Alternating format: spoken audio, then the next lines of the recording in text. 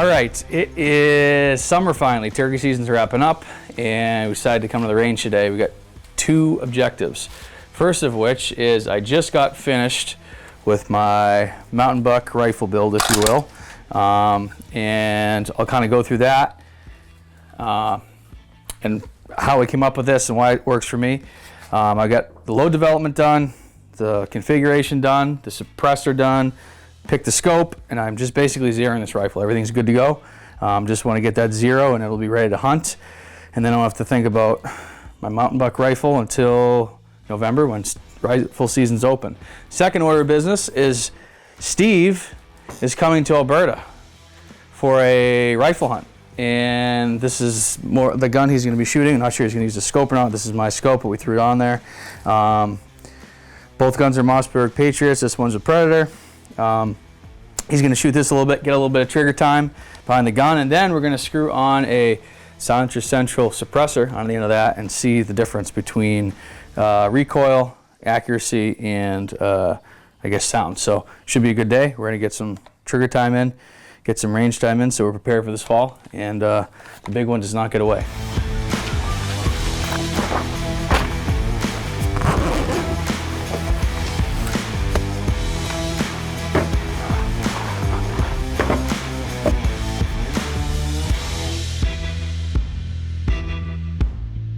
I have a suppressor, but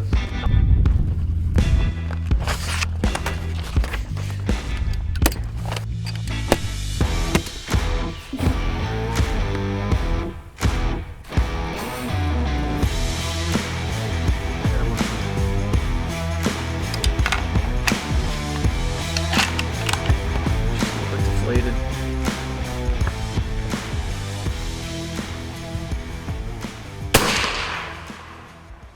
Okay, let me break down this mountain whitetail rig that I'm be using for the 2024 season and probably beyond, although I have a tendency to change things up almost every year. I like to tinker. So I'm going to start by breaking down what's important to me for a mountain whitetail gun. The number one thing that is important to me is accuracy. Without that, all else is obsolete. You have to be able to hit your target, and you have to be able to make challenging shots.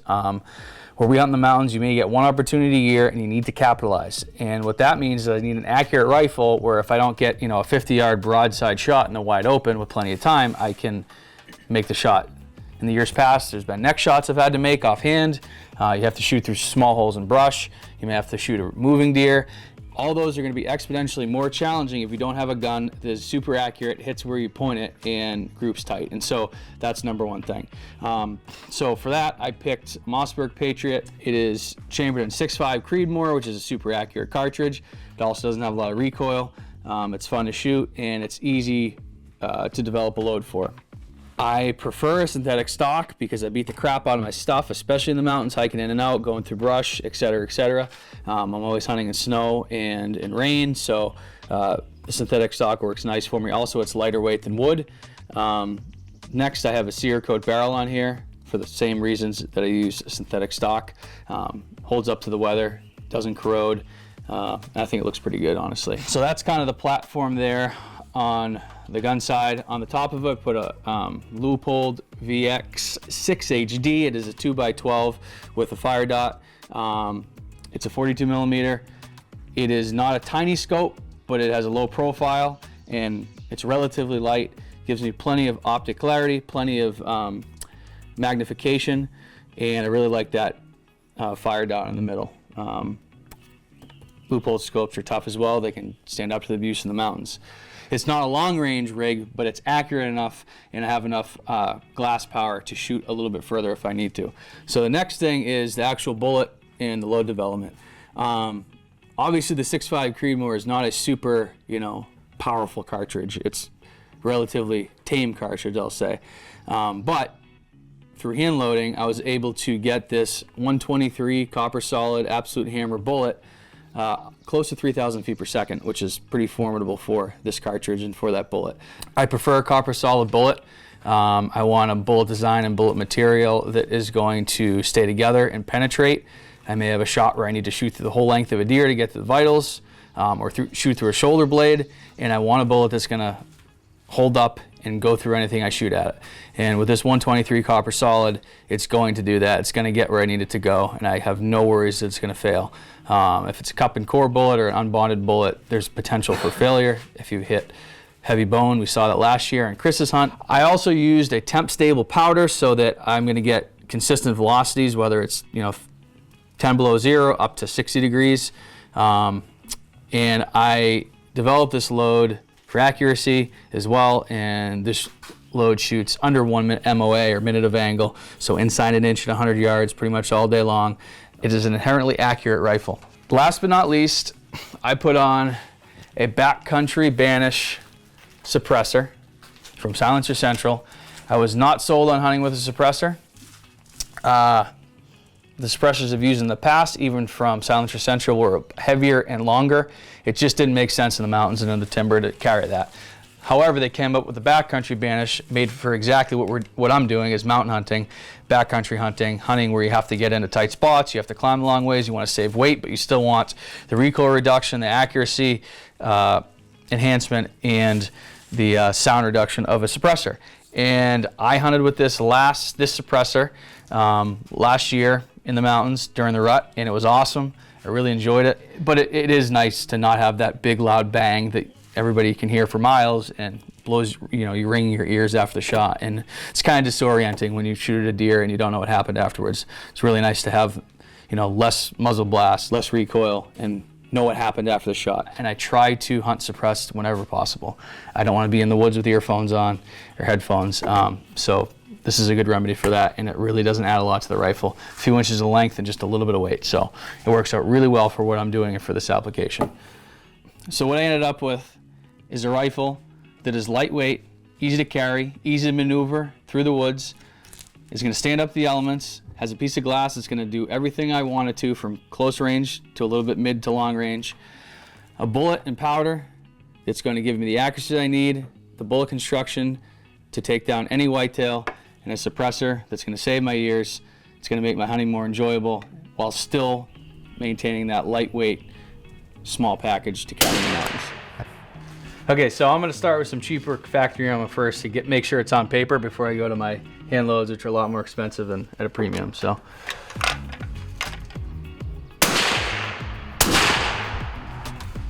my ears aren't ringing.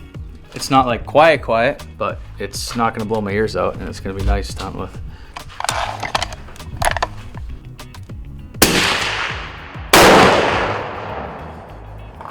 All right, my first shot with the hand loads was low left. I dialed it up, and the next three look like they're in the center. I like to shoot a group when I think my zero is set, because one shot could be misleading, I'll say. So I like to shoot a group so we have a little bigger sample size for that zero. So I'm gonna go down and look at that and gauge where it is. We may need to do a click one direction or the other. It's pretty darn close though, so let's go take a look.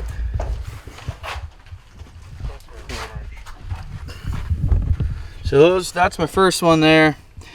I dialed it. Looked like I'm pretty good. I think I'm about a quarter minute right. So I'm gonna try one click. Who knows what that shot is? Could have been me. These two are pretty darn good. Groups within an inch too. So yeah, it's within an inch. It's 3/4 inch. So yeah, I'm gonna do a click left, shoot another group. My guess is I'll be good to hunt this fall, and I can rely on that 100-yard zero. I know it's good, and I know exactly where my bullet's gonna hit. All right, you can go shoot.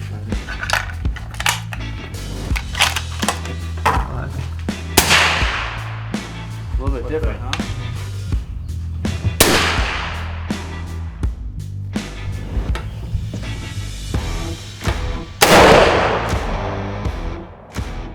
So seriously, did you notice the difference? Yeah, there's a severe reduction in recoil and controlling the gun. Really? When the shot broke. It sounded way quieter. It is way quieter. And I can't feel the goom. Yeah. You It's don't feel just the like a concussion. little crack instead of goom. Yeah, you don't feel the concussion from it. It's way tamer to shoot with the suppressor, hands down. Definitely more enjoyable. Oh, absolutely. I like them. Yeah, you could shoot all day with the suppressor. And that's a 7mm PRC with 170 grain copper. That's a pretty big bullet in a round. Very big bullet.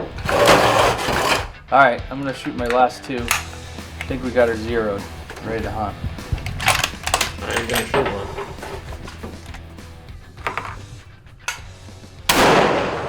Not there, thank you.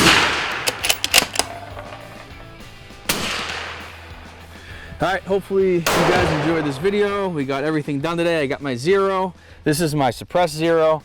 I took the suppressor off, shot another one, and I am about 2.25 minutes to the left. That 2 inches at 300, 400, 500 yards can make a giant miss or a terrible shot on an animal. You never want to do that. But Steve got some trigger time in.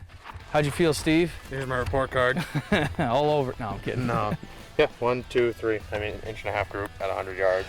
We'll dial that in for Canada. This is some of the stuff we do to get ready to hunt for the fall. You know, turkey season's just pretty much ended.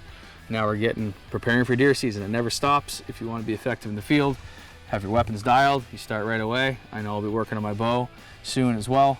Getting all the rifles ready so that when it's time to hunt, I don't have to worry about rifles. I know they're going to perform how I need them.